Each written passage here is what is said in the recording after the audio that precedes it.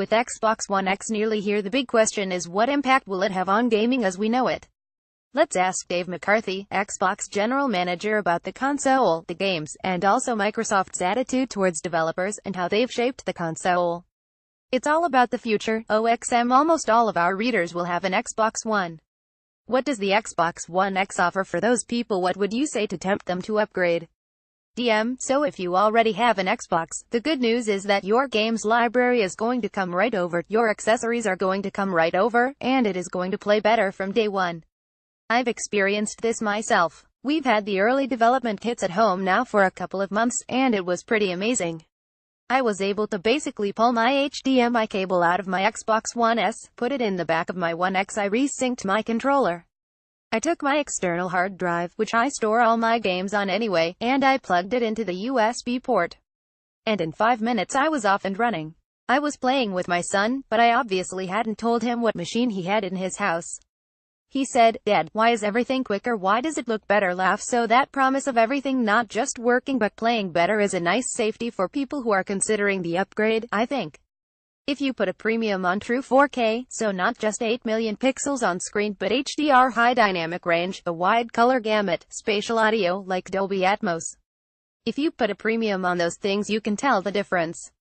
And even if you don't have a 4K TV at home yet, we still do things like automatic supersampling to make sure that in 1080p the output from an Xbox One X looks great. So if you're an existing Xbox One user, I think whenever you're ready to make the jump, developers are going to take advantage of the high-end capabilities of it. We think it's a compelling combination of power, performance, compatibility, and also design. By the way, it's the smallest Xbox to date that will really pull customers in. Some of them will be new to the Xbox family, as well, which I think is great. OXM, one of the things that Phil Spencer was saying at E3 was that this was the most diverse lineup ever. What was the thinking behind that? Dave McCarthy, where were we going? Yeah, it's interesting, especially if you juxtapose it against, oh yeah, and it's the show where we're unveiling the world's most powerful console and talking about all that. As we shaped up for the show, and we looked at all the content available, it dawned on us that we had every type of game for every type of gamer, and so we really started to gravitate towards this promise across the Xbox lineup that there are a bunch of different ways that gamers define themselves, right? Some love the 4K showcases like Forza Motorsport 7 and Anthem. But community games are now hugely relevant to people, too. You've got experiences that can use things like Mixer. We showed the Darwin Project as an example using that in the esports space. And I thought there was a neat surprise in the community space around PlayerUnknown's Battlegrounds as an Xbox exclusive. Some people really gravitate to the AAA third-party publisher titles. Some even go the indie route. We had games from around the world.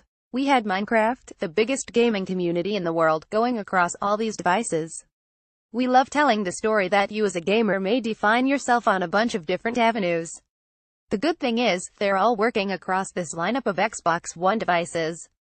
They're going to play best on the Xbox One X, but we thought that diversity fit really well into our narrative that we were trying to hit.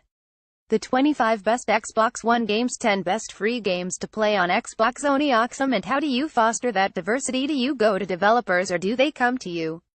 DM, it's a good question. It's a bunch of different things. I think first and foremost you need a developer-friendly platform for them to come to, so we've done a lot of work over the past few years in making sure that the Xbox platform was really approachable to our developers. A lot of their input actually led to the design of Xbox One X. They were talking to us about stuff they were doing in the PC space with true 4K, and how that was really deepening their storytelling, and that led us to a lot of the decisions we made, like, okay, we're going to put 40% more processing power than any other console, and we're going to go 6 teraflops, and we're going to create a situation where they can write to a 2160 frame buffer. So making sure that we're really developer friendly is important, and having a development platform where they can easily plug into the family of devices without having to do a lot of reworking. In fact, the existing lineup on Xbox One, with a developer not even touching it at all, is going to run better on Xbox One X, is going to load faster, should have smoother frame rates through dynamic frame rate techniques, and you should see the highest version of visual assets with titles that use dynamic resolution, which a lot of them do actually. So being really developer friendly is part of it. There are programs like it at Xbox, which have been really successful for us. Over 500 titles to date have come to the Xbox One family of devices through that. I think having the PC and Windows ecosystem is another part of that, right? I mean, that's 500 million monthly active devices there. And we have programs like Xbox Play Anywhere that play across them.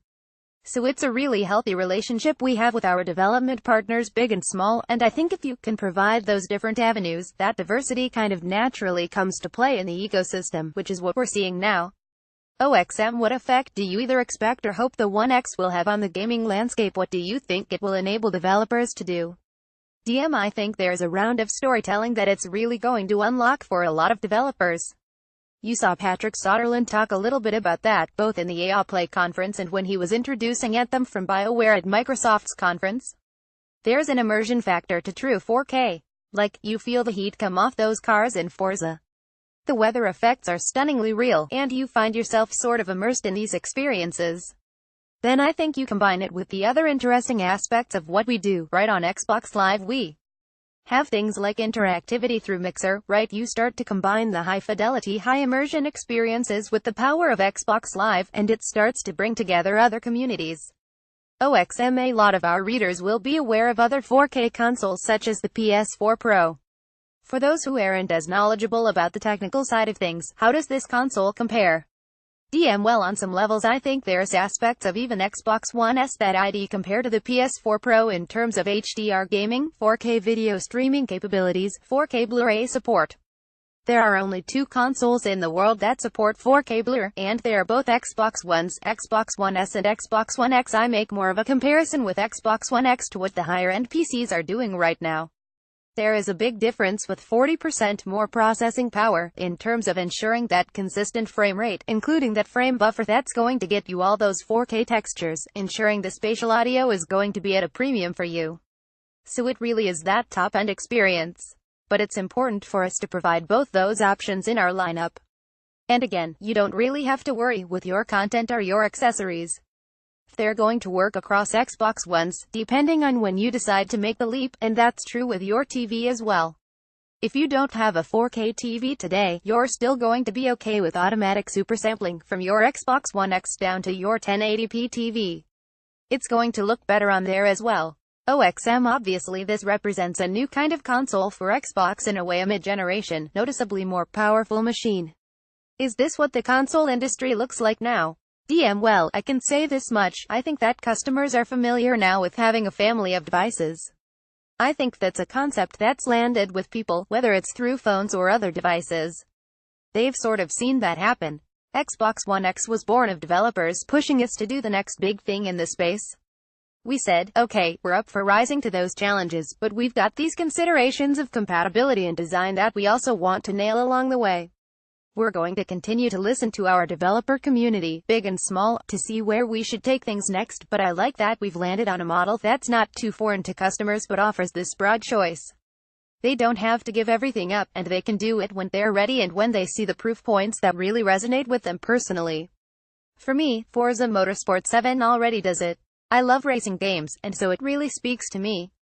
But I think people are going to see developers introduce experiences quickly that really push the capabilities of the box, because one of the things we keep hearing back is how remarkably straightforward it is to get stuff on Xbox One X. They're getting games up and running in a matter of, like, 1 to 2 days. The exciting thing there for us as gamers is that means they have a lot of time to figure out what else they want to do with that power. I think we're going to see a range of experiences pop out of that. OXM, will backwards compatibility with the original Xbox work with discs? Will there be digital downloads as well? DM, we're working through all that stuff now. I can tell you this much, it's going to be a library of games. So it's not just Crimson Skies, which we showed at the conference. You know, we understand that there's obviously a delivery model we have to sort out. We have a plan on it, we're just working through the details, and we will be sharing stuff more throughout the year on exactly how it's going to work. I'm just glad we were able to deliver on the promise of more. You know, I think games are this really meaningful entertainment medium to our generation, and it's the only one where the generational boundaries have become an issue. It's not the case with music or movies or books. And to be able to go back and tap into some of those products that have great memories for our fans on Xbox, I think it's an awesome thing to do. I know they wanted it because we see it on our user feedback site all the time, and we've seen heavy usage in our Xbox 360 backwards compatibility program. So I'm excited to see some more smiles and cheers when we announce the next round of titles that's coming in the library as well. This article originally appeared in Xbox, the official magazine. For more great Xbox coverage, you can subscribe here.